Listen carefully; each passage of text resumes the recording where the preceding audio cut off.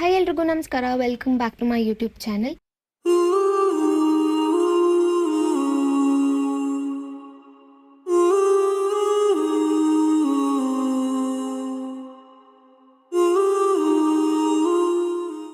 ತುಂಬ ದಿನ ಆಗಿದೆ ವಿಡಿಯೋ ಮಾಡಿ. ಸೊ ಇವತ್ತು ನಮ್ಮನೇಲಿ ಬೇಳೆ ಸಾಂಬಾರು ಪುಡಿ ಹೇಗೆ ಮಾಡೋದು ಅಂತ ತೋರಿಸ್ಕೊಡೋಣ ಅಂತ ಅಂದ್ಕೊಂಡೆ.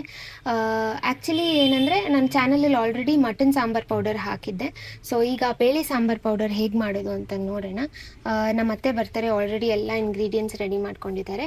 ಎಷ್ಟೆಷ್ಟು ಹಾಕ್ತೀವಿ, ಹೆಂಗೆ ಮಾಡ್ತೀವಿ ಅಂತ ತೋರಿಸ್ಕೊಡ್ತೀನಿ. So keep watching lucky pair. ಪೂರ್ತಿ ವಿಡಿಯೋ ನೋಡಿ ಆ್ಯಂಡ್ ಸಪೋರ್ಟ್ ಮಾಡಿ. So let's get into the video. Gas ಎಲ್ಲ ಮೇಲ್ಗಡೆ ರೆಡಿ ಮಾಡ್ಕೊಂಡಿದ್ದಾರೆ.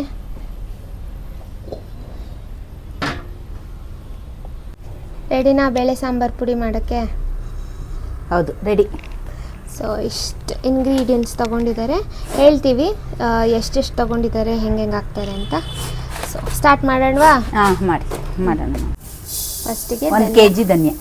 1 kg ಇದೆಯಾ? ಅದು 1 kg ಇದೆ. ಸ್ವಲ್ಪನೇ ಹಾಕೊಂಡು ಹುರಿಯೋಣ. ಬ್ಯಾಚ್ ವೈಸಲ್ಲಿ ಹುರ್ಕೋತಾ ಇದ್ದಾರೆ. 1 kg ಧನಿಯಾ.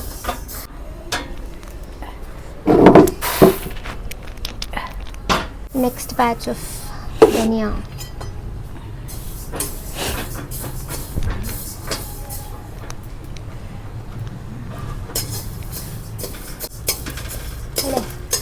ಒಂದೇ ಉರಿಲಿ ಒಂದು ಸಮಾಗಿ ಹುರಿಬೇಕು. ಸೀಸ್ಬಿಡ್ಬಾರ್ದು, ಕೆಂಪಗೆ ಹುರಿಬೇಕು.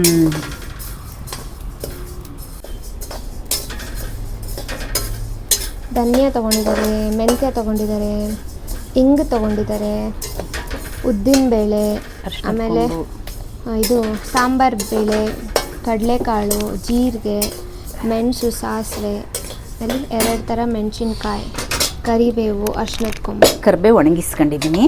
ಹಾಂ. ಸೊ ಬೇಳೆ ಸಾಂಬಾರು ಪುಡಿಗೆ ಆ್ಯಕ್ಚುಲಿ ಇಂಗ್ರೀಡಿಯೆಂಟ್ಸ್ ಜಾಸ್ತಿ compare to mutton sambar powder. Actually ನಾವು ಸಾಂಬಾರು ಪುಡಿ ಮಾಡೋಕ್ಕೆ ಎಷ್ಟು ಪೋಸ್ಟ್ಪೋನ್ ಮಾಡಿದ್ದೀವಿ ಅಂದರೆ, ಬಿಸಿಲಿಲ್ದಿರ. ಹೌದು, ಸ್ವಲ್ಪ ತಂದು 1 ತಿಂಗಳೇ ಆಯಿತು. ಮಳೆ ಅಂದ್ಕೊಂಡು ಮಾಡಿರಲಿಲ್ಲ. ಇವತ್ತು ಚೆನ್ನಾಗಿ ಬಿಸಿಲು ಬಂದಿದೆ, ಚಂದ ಬಿಸಿಲು ಬಂದಿದೆ. ಅದಕ್ಕೆ ಮಾಡಿ ಒಣಗಿದೆ, ಐಟಮ್ಗಳು ಒಣಗಿದಾವೆಲ್ಲ. ಆದರೂ ಬಿಸಿಲು ಇರಬೇಕು ಚೆನ್ನಾಗಿ ಮಾಡೋಕ್ಕೆ, ಇಲ್ಲಾಂದರೆ ಒಂಥರ ಅನಿಸುತ್ತೆ. ಸೊ ಈಗ ಮಾಡ್ತಾಯಿದ್ದೀವಿ. ಎಲ್ಲ ಪುಡಿಗಳು ಆಲ್ಮೋಸ್ಟ್ ಮನೆಯಲ್ಲೇ ಮಾಡ್ತಾರೆ. ಮಟನ್ ಸಾಂಬಾರು ಪೌಡರ್, ಬೇಳೆ ಸಾಂಬಾರು ಪೌಡರ್, ಚಿಲ್ಲಿ ಪೌಡರ್, ಧನಿಯಾ ಪುಡಿ, ಅಚ್ಕಾರದ ಪುಡಿ ಎಲ್ಲ ಮನೆಯಲ್ಲೇ ಮಾಡ್ತಾರೆ. ಸೊ ನೋಡ್ಕೊಳ್ಳಿ, ಇದು ಮಾಡ್ಕೊಳ್ಳಿ. ಧನಿಯಾ ಎಲ್ಲ ಹುರ್ಕೊಂಡಾಯ್ತು.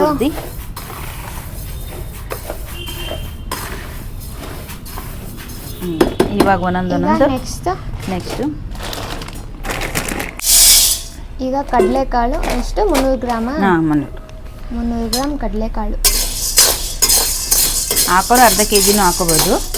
ಬೇರೆ ಬೇಳೆ ಎಲ್ಲ ಹಾಕ್ತೀವಲ್ಲ, ಸಾಕು. ಚೆನ್ನಾಗಿ ಹುರಿದಿದ್ದಾರೆ. ತಿನ್ನಕ್ಕಂತ ಸ್ವಲ್ಪ 300 ಗ್ರಾಮ್ ಮೇಲೆ ಸ್ವಲ್ಪ ಹಾಕೊಂಡಿದ್ದಾರೆ. ಐಕ್ಳು ಕೇಳ್ತೇವೆ ನೋಡಿ, ಇಲ್ಲೆಲ್ಲ ಓಪನ್ ಆಗವೆ ನೋಡಿ, ನೀಟಾಗಿ ಚೆನ್ನಾಗಿರುತ್ತಲ್ವ ತಿನ್ನಕ್ಕೆ? ಚೆನ್ನಾಗಿ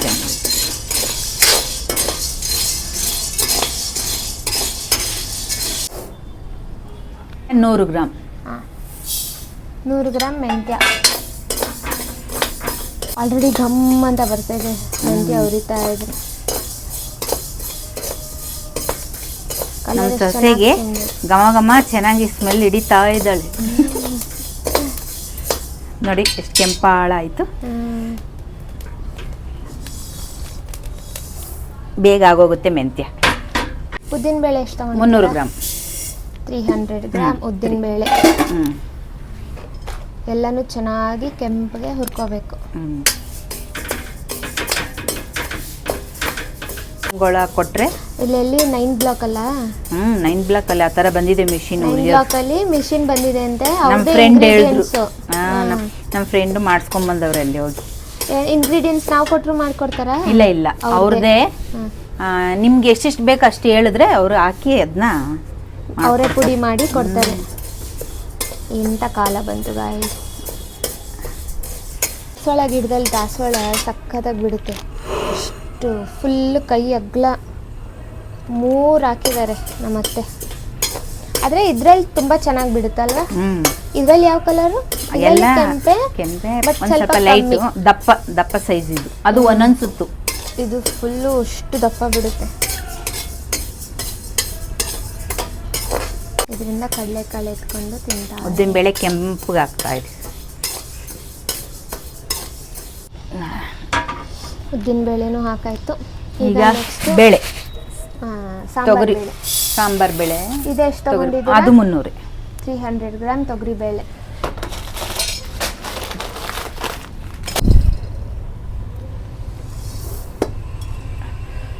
ಅರ್ಶಿನದ ಕೊಂಬು ಎಷ್ಟು? 100 ಗ್ರಾಮ್. 100 ಗ್ರಾಮ್ಸ್ ಅರ್ಶಿನದ ಕೊಂಬು ಆಲ್ರೆಡಿ ಪೀಸ್ ಮಾಡಿಕೊಂಡು ಇಟ್ಕೊಂಡಿದ್ದಾರೆ. ಇದನ್ನು ಹುರಿದು ಹಾಕಬೇಕು.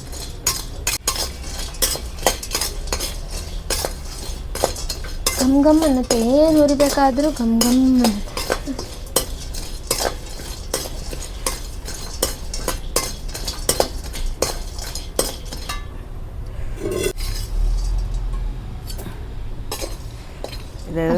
ಕೊಂಬು ಹುರಿದು ಹಾಕ್ತಾ ಇದ್ದಾರೆ.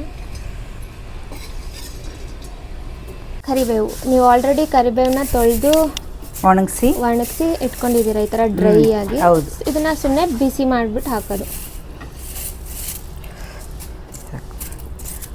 ಕರಿಬೇವು ಬೇಗ ಆಗೋಗುತ್ತಲ್ವ ಕರಿಬೇವು? ಒಣಗಿದೆಯಲ್ಲ, ಆಲ್ರೆಡಿ ಡ್ರೈ ಇರೋದ್ರಿಂದ ಅಷ್ಟೇ ಸಾಕು. ಬಿಸಿ.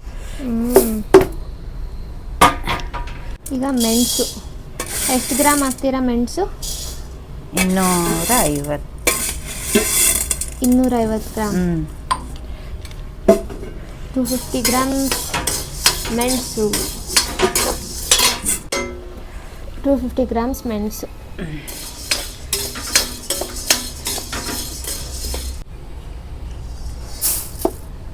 ಮೆಣಸಾಯಿತು. ಈಗ ನೆಕ್ಸ್ಟ್ ಇಂಗ್ರೀಡಿಯೆಂಟ್ಸ್ ಏನು? ಸಾಸಿವೆ 200 ಗ್ರಾಮ್. 200 ಗ್ರಾಮ್ ಸಾಸಿವೆ. ಇದು ಆ್ಯಕ್ಚುಲಿ 100 ಗ್ರಾಮ್, 1/4 kg ಅದು. ಇದು 100 ಗ್ರಾಮ್. 100 ಗ್ರಾಮ್ದು. ಸೊ 200 ಗ್ರಾಮ್ ಸಾಸಿವೆ ಹಾಕ್ತಾ ಇದ್ದಾರೆ.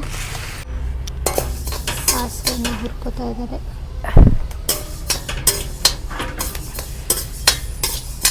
ಚಟಪಟ ಅಂತ ಹೆಂಗುತ್ಕೊಂಡಿದ್ದಾರೆ.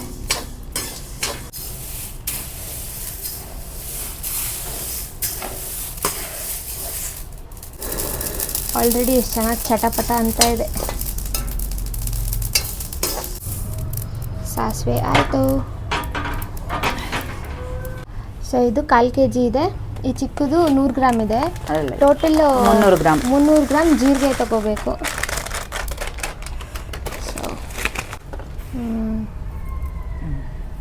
300 ಗ್ರಾಮ್.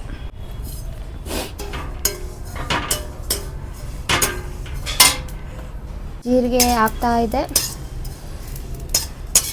ಗಮ್ಮಂತ ಇದೆ ಉರಿತಾ ಇರೋದು. ಕರಡಿ ಜಿಮ್ ಮಾಡಿ ಬಂದ್ರ ಅಥವಾ ಜಿಮ್ಮೇ ಎಲ್ಲರಿಗೂ ಟ್ರೈನ್ ಮಾಡಿ ಬಂದ್ರ?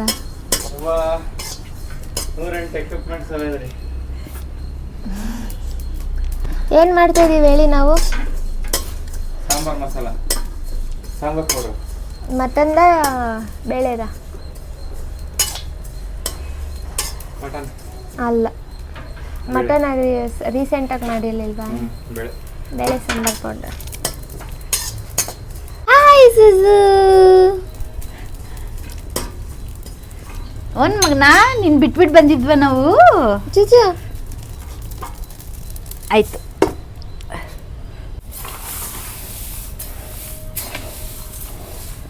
ಕೊನೆಯಲ್ಲಿ ಇಂಗು, ಆಮೇಲೆ ಈಗ ಹಿಂಗ್ ತಗೊಂಡಿದ್ದಾರೆ.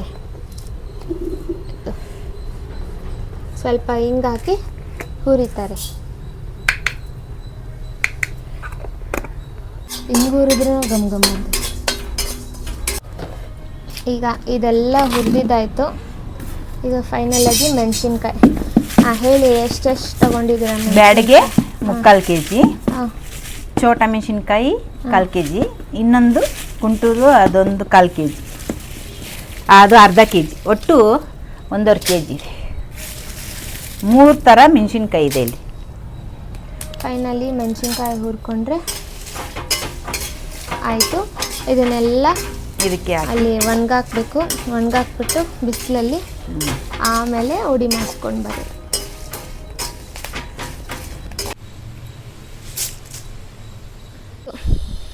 ಈಗ ಒಣಗಾಕ್ತಾ ಇದ್ದಾರೆ.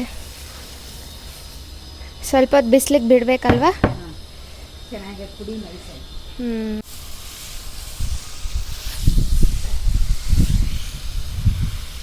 ಸೌಂಡ್ ಬರ್ತಾ ಇದೆ ನೋಡಿ ಎಷ್ಟು ಚೆನ್ನಾಗಿ, ಎಲ್ಲ ಫ್ರೈ ಮಾಡಿರೋದಕ್ಕೆ ಹುರಿದಿರೋದಕ್ಕೆ.